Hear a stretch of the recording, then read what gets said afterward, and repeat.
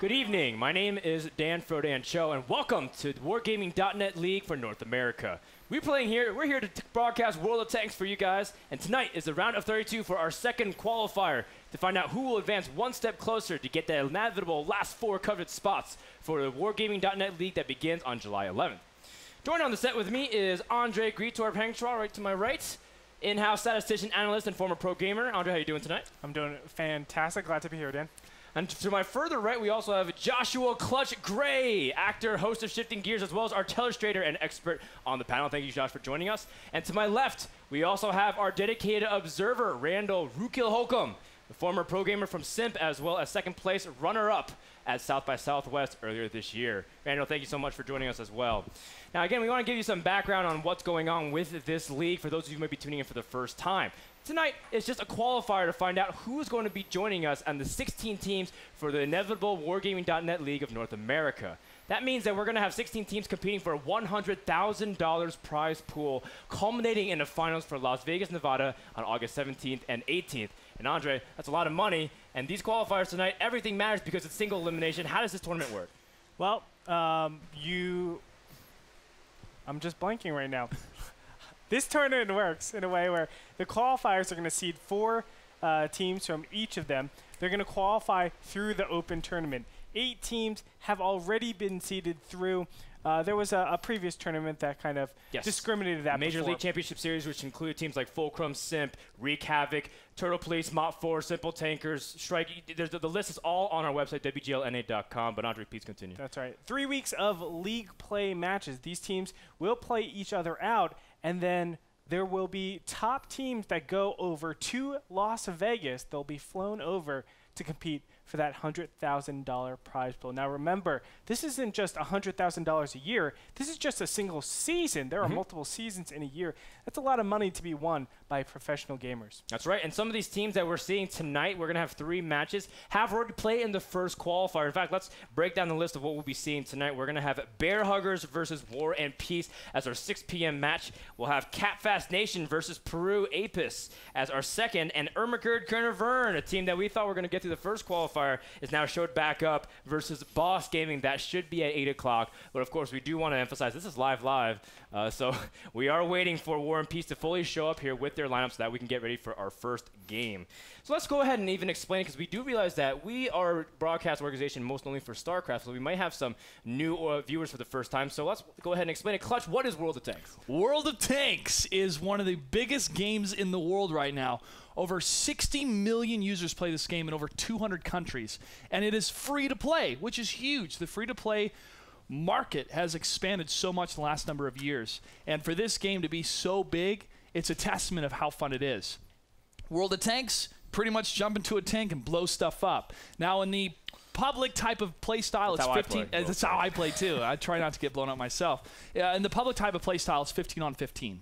And when you first get into World of Tanks, there's a lot of information off the bat that you're like, whoa, man, where do I start? Well, of course, start with the tutorial.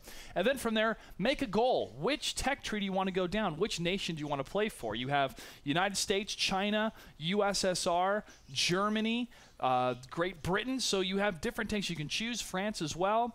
I chose America because I love freedom. America. You're a military man from America. That's right. That's right. And I decided to go down the path that got me to the M4 Sherman, later on the T-32, and I'm still working on the M103 and then the E5. So because I have that progression path, I have a set goal for myself, and that's what keeps me going to play more and more.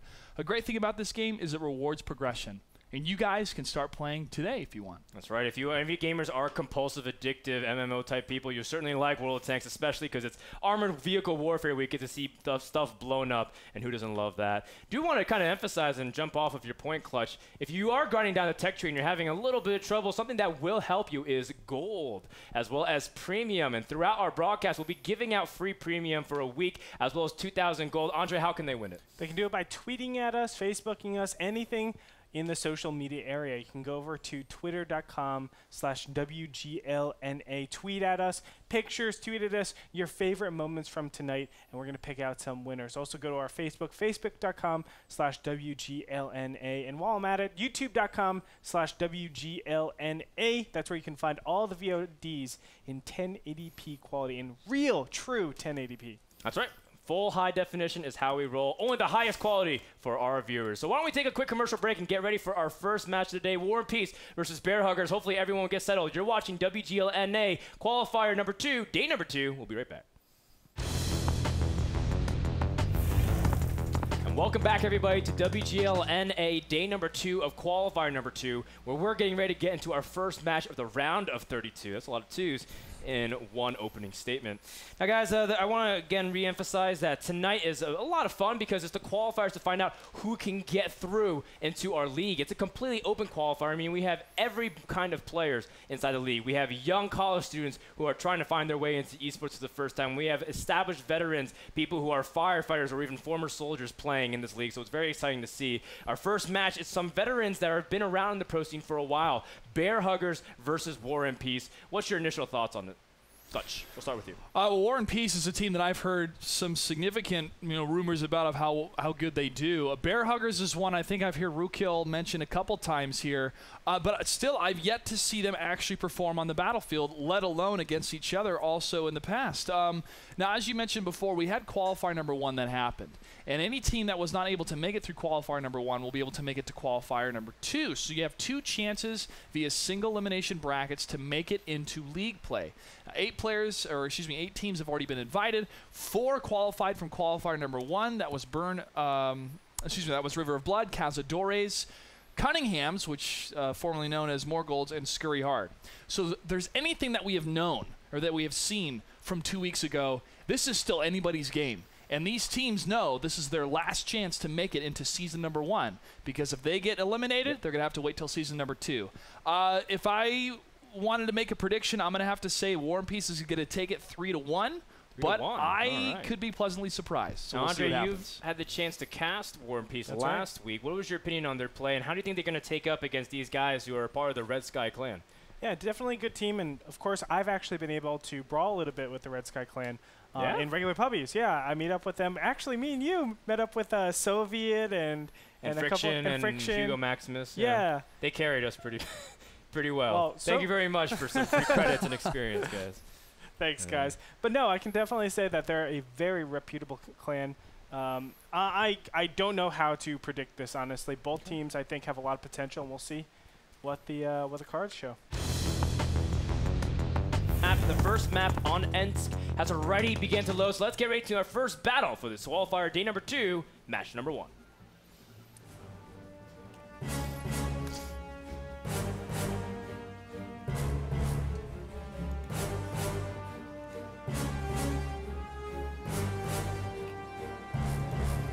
All right, welcome to Ensk.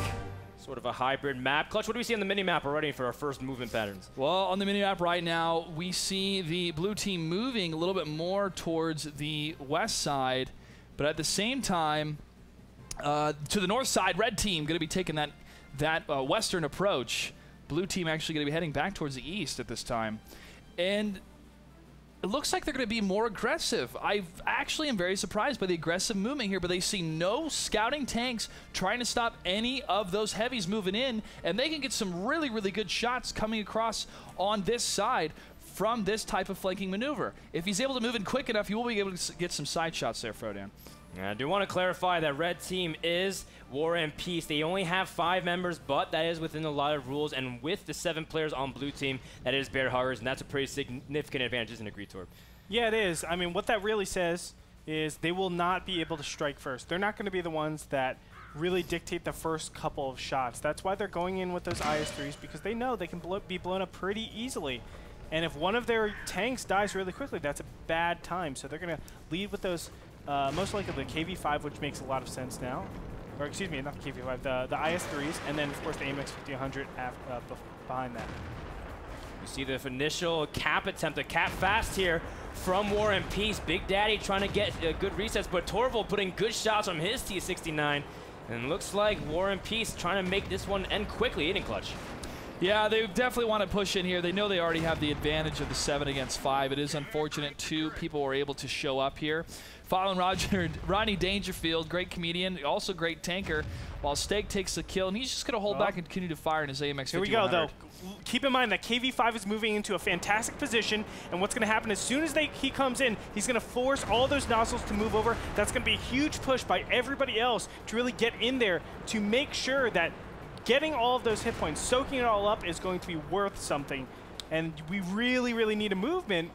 But red base is captured. Yep, the T1s have already initiated the counter cap, saying 5 on 5 on our base while we put the time on the clock. And just like that, game number 1 goes to Bear Huggers after doing some great maneuvers and just pretty basic tactics, 7 versus 5, and be able to put on pressure. And that's kind of disadvantage. But we want War and Peace to be able to play, and it is within our rule set, so we do want to emphasize that this is a fair match by all means. And War and Peace did try to put pressure of their own. I mean, if they had maybe gotten there a little bit quicker, it would have been a different call. Yeah. Now, in a normal 7-on-7 match, I would have thought, wow, they're really aggressive. But because it's a 7-on-5, that explains a lot of the aggression. Obviously, they have more damage per minute with more tanks. And god dang it, I derped so hard right there. I thought for sure everybody was going to surround them and kill them because nobody was lit up for the most part. There were a couple tanks lit up all over the place, but nobody really lit up for sure. So just coming in from War and Peace's side, they had no clue what was going on. They knew they were being capped, of course, but they were pinned pretty hard because they felt like there was a lot of pressure on them. I felt like they had a lot of pressure on them. Turns out they didn't. Absolutely, absolutely. So while you could look at the stat screen and you could see, wow, really great job damage-wise, relatively speaking, for War and Peace. They just didn't have enough to stop anybody back at home. We'll find out what's going to happen in battle number 2. Maybe some more members of War and Peace show up and they can have a 7-on-7, or maybe they can actually create an upset 5 versus 7. We'll find out right after this break. Welcome back, everybody, to Wargaming.net League North America Qualifier number 2, day number 2, match number 1. We're just in the middle of a series between War and Peace and Bear Huggers, where Bear Huggers was able to basically out-cap fast the cap fast attempt from War and Peace. Clutch, what happened in that game for anybody just tuning in? It was just a straight-on aggression from Bear Huggers. Because it's 7 versus 5, Bear Huggers has the advantage already with 2 more tanks. And they completely just went down the one line, decided to move all the way to the east on that side, and was able to move over. Or at least they went down all the way down on the west side and then moved eastward. It's kind of disheartening a little bit, honestly, to not have all 7 tankers here. I'm still going to stick with my prediction, though. War and Peace probably still could take it 3-1. I should have taken some odds on that. You said 3-1 War and Peace, but I'm like, they're fighting 5-on-7. Man, I could have got some easy money. They could do it. I still believe. I still believe. We just Clutch, like, yeah, I'm going to go to the bathroom real quick. And Clutch is like playing on War and Peace's team. It's like, Clutch 08. If I could join them, I would. But no, we got to stick to the rules. Don't think that's going to happen. It is unfortunate, but both teams agreed to play. And so it's better than a walkover. At least they're going to fight for it. All right, so map number 2 will be Himmelsdorf, another city map, but this one's full-on city with a lot of features on it. So I guess we can get ready to telestrate a little bit. Let's go even into... Oh, actually, we can telestrate right now. Yeah, we can, man. Let's keep in mind, too, that they are 5v7. So how is that going to influence their playstyle? Obviously, they tried to cap really fast. Or they're going to lose like that every single time because they're going to be counter-capped. How can they play a little bit differently, Clutch, to kind of feature their disadvantage? Okay, so let's go with 5 heavy tanks off the bat. They could all take the hill. However, if they did do this, it's going to leave them a little bit open completely with this type of play, and that's not exactly what they want at all. Yeah. Now, taking the hill obviously is going to leave them open. This entire section can be completely swamped by the blue team moving in with that same aggression going down the western flank. However, what they could do is use this G line to their advantage. So if they decided to move up to this section and hold the G line, they could try to counter any type of pushes on both sides if the blue team decided to go down Tank Alley in this section and try to do any damage they could. If they were able to knock down 2 tanks initially and then it's just a 5-on-5 straight-up brawl between all heavy tanks, that could be a viable option. However, with the patience necessary to pull this off and also to do it at the right time, we could see them wait until the 5-minute mark before they do that, or the blue team could simply just push the train station all the way from this side and then push in. That's right. And wop up. I mean, really, the blue team has 2 different options. Blue team, of course, being Bear Huggers. They can take east control or west control, knowing that War and Peace really cannot commit to those areas, because if they do, there's going to be, or there could be, a counter cap, and obviously they're in a bad position. They're going into a defensive position, even though it's not really, you know, it's always going to be a bad engagement for them. That's what I'm trying to say. So we're going to be looking probably to see War and Peace, just as you said, on that G line, really, really defensive. The real thing we want to look at is how does Bear Huggers continue their advantage? How do they orchestrate their attack to where they're always getting a big advantage? Well, one thing Bear Huggers has to do right now is they cannot be overconfident, because that could completely sway over into War and Peace. Yeah, remember, it's 2 points. Yes, it's an extra 2 tanks, but it's only 2 points. So it's easily, you know, if I kill all 5 tanks and with my 5 tanks, your tier 1s really aren't going to do anything to me if I'm running AMX or non-AMX 5100s or 1390s. Yeah, I mean, definitely the strategy War and Peace has to choose with their 5 tanks to go 5 heavies. There's no other reason not to, especially on a city map.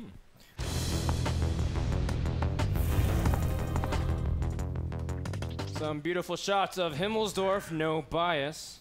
I did those opening shots, by the way, free camo. Thanks to Nagatron and Colby for setting us up with the UI as well. Very beautiful. As you can see, the red team, War and Peace, already splitting up, and Bear Huggers, the blue team on the south side. Well, I don't actually see him on my screen, so we'll have to see it on the mini-map. Clutch, what's going on over on blue team? Well, it looks like the blue side is going to take the western quadrant of this map right now. The same for the red, except one is staying towards the D line up in that section here. Now, the Scout has been able to pinpoint where the T-69 is, knowing that, okay, Tank Alley has been locked down, at least with that autoloader. And also the heavy tanks have been scouted on the side of both the blue team and the red team. So Bear Huggers and War and Peace both know they got heavy tanks on the western side, a little bit south of the train depot, and then in that G3 section at this moment. Yeah, this makes a lot of sense for War and Peace. As you can see, they're standing right in the center, putting 3 tanks all the way on the western side in that 3 file. Of course, they do that because the opening is slightly bigger than over on the 7 line. The 7 line also has obstructions, little sand, dirts, and things like that where you can be held up. So that's why you mainly only keep 1 tank over there or a couple tanks over there, and make sure they're not aggressing up too much, but committing all your defense to that 3rd line. That's right. The position that Herbal Thrills in, as you can see on Randall's screen towards the bottom half there. It's a nice position. That's one of the first positions I learned on Himmelsdorf in order to get a nice hold-down spot. IS-3 with that pike nose, be able to hopefully get some ricochets. And they did get the first shot on static, the KV-5, essentially nullifying that HP advantage. Very nice opening from War and Peace. Yeah, he's currently at 1389 after out of 1780. So still an HP tank. He can still go to the bank with that. But like you said, Frodan, a little bit of a poke, showing that War and Peace still has bite. And I think that's going to tone down a bit of that aggression on the side of Bear Huggers. I think so. You can see they're kind of backing up all the way. They're rethinking their strategy at this point. They understand where the 5 tanks are and how they're spread out. And now they're saying, how do we isolate? How do we get into a position where it's 2v5? And even if it's 2v5 for 10 seconds or 15 seconds, that's still enough time to take an advantage and really exploit the weaknesses, which is having 2 less tanks, 2 less eyes on the field. That is, of course, from War and Peace. T-69 going to shell out a couple shots on that T1, but not going to connect with any of those. But as you can see, the same positions have been kept. KV-5 is spotted all the way across map. But on the mini-map, that's the important thing. You can see every single tank, or most of the tanks, are being circulated all the way over to that castle, all the way up there. Now it's going to be a push right now on the side of Bear Huggers as they're going to take the hill. It's going to be a little bit of a climb for all these AMX 5100s, but it will be an aggressive assault now, and changing up, as you guys said, kind of halfway through the match here at 6 minutes and 36 seconds. This might catch War and Peace off guard, because currently their positioning is not be able to see any of these tanks moving up the hill because they have no light tanks. They have no position at the bottom of the hill. That's right. And that castle and that higher ground is not going to indicate to the people down below. And Clutch, how much sense does this make? It's beautiful play by Bear Huggers. They understand we're going to keep this KV-5 here, and we're gonna, oh no, you spotted us. Wrong, we want you to spot us, because they think, okay, the KV-5 is there, all the tanks are gonna be there, when realistically, they're preparing for a gigantic flank. I love this play. Couple of mind games coming in here. Of course, the KV-5 can be just completely overwhelmed. 3 tanks against 1, but they're not going to do that until it's too late. That's right, it's the calm before the storm, getting ready to see what's going to happen pretty soon if War and Peace gets caught out of position, particularly Torvald and Patrial. If both of those IS-3 and the T-69 gets dropped quickly by the 6 autoloader AMX 5100s. There's 4 of them, 300 damage a pop. That's a lot of damage, Clutch. That is a lot of damage. But again, too, knowing when to attack, when to unload on the AMX 5100s is part of the strategy when choosing that tank, because it has such a long reload time. And as these AMX 50s are getting set up here around the corner, Rodney Dangerfield is going to actually push in the front. He's going to push around this corner to see if he's able to spot anything. If he doesn't, I think they're going to go ahead and break away into a flag capture. War and Peace already smells something pretty fishy, and they see Rodney Dangerfield. Okay. That's cool. So there's going to be repositioning. They don't know if it's just 1 tank or 2 tanks or 3 tanks, whatever it might be. And there it is. 3 tanks are spotted. And this IS-3 is in a little bit of trouble, but oh my god, they're just going for it. They're blitzing. Frizzle getting the first shots on Torvald with getting some reinforcement. Nigel trying to pressure in. Rodney may go for the finishing blow, and every tank that drops for War and Peace is a 20% deficit of their 5-man roster. Patrial trying to retreat and get a good position. He does get 1 ricochet, but it doesn't even matter because there's so many bullets from these AMX 5100s. They're not running out of ammo anytime soon. No, they aren't. Really, really well done here. And you can see the 3 other tanks, Spirit, Barracuda, and Herbal, are just scrambling right now. They're trying to get back to do some sort of damage to those AMX 5000s as they are starting to clip. But it's just way too much time spent on moving rather than, of course, doing damage. They can't do enough. Herbal Thrill is going to line up some shots, but oh, he gets ammo racked. Really unfortunate. Oh, ammo rack is huge. Going to make reload times really inefficient, and that is so significant considering how much damage has been spread across Bear Huggers. The more shots you can get, the higher chance you have to hold. The Herbal Throw trying to round the corner, and Spirit and 8 with Spirit AW backing him up. Meanwhile, though, I can't really see the blue team. What's going on over there, Clutch? They're trying to reposition themselves. They have one of the KV-5s that's actually kind of far away from the rest of his team. Not going to be much use, even when trying to flank if anybody tries to push in. Nigel 561 moving back. Rodney Dangerfield under a lot of shots here, and he goes down. So still War and Peace is digging in with those IS-3s. That's right. I mean, this is the critical time where they are weakest. There are a lot of people, as I said, are clipping. Probably not anymore, but they need that KV-5 in there because you still can't do a 4v5 even with fantastic position. That's a lot of HP that you still have to kill. And you can see the IS-3 AMX 5100 are pretty much the only one left, at least, you know, together. They're still trying to get together, but it's hard for them. They keep getting isolated and picked off. Meanwhile, red base is being captured. We see that Herbal Throw has been dropped by Riders as he was able to finish it. Spirit trying to get a good shot, but here comes Static with the flank, and he does finish it off, leaving Barracuda, the last member of War and Peace. He needs to do something to stop it. We've seen big plays on Himmelsdorf with the IS-3 from Armor in the previous qualifier. Oh, can he make another miracle happen? And look at this. They didn't crush the initial destructible structures over there. So he's going to have to waste a shell if he wants to hit that KV-5. If they just killed it in the beginning, they would not have this problem. The KV-5 would have been reset, and he would have been 1 shot away from dying, too, if he penned there.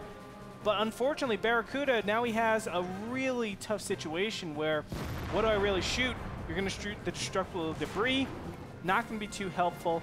Of course, he needs another shot to actually pen them and reset the cap. That's why you're always Matt Damon, as far as I'm concerned. Always try to get the shots off. Flanks from the T1 Cunningham. Jixton saying, I'm also relevant in this fight. Trying to see if he can annoy Barracuda as well as get a good spot. Static is pretty weak, and that can give Barracuda the kill, but overall, still Bear Huggers has a dominant position. And it does get the shot, but he doesn't go for Static. Instead, he goes for Riders. Yeah, he went for Riders to try to stop that DPM coming at him, but it's too late. He tried to stop the team that could, or the tank that could do more damage against him, and it was a worthy effort, honestly. It was, absolutely. It was a worthy effort. Bigger threat has been eliminated, but in the end, he was the last man standing. Bear Huggers takes the game, or takes the battle rather, now goes up 2-0 in this best of 5. Guys, any closing thoughts before we head No, out to really this clever play. I love the thought process of keeping the KV-5 there. Seems really silly. Why are you keeping the KV-5 all the way out in the open alone? It's because you're playing mind games. Do have to kind of commend Spirit as well as Herbal Thrill for being able to hold their position as long as they did. Granted that they were flanked by 4 AMX 5100s, absolutely well done, and being able to show some fight despite playing 5 versus 7. It's the strength of the IS-3s. That's why the pros use them, and that's why you guys watch this to show how to properly use these tanks in pub play. That's right. So we'll talk more about that when we come back from a commercial break and get ready for battle number 3. This is WGLNA Qualifier number 2, match number 1. We'll be right back.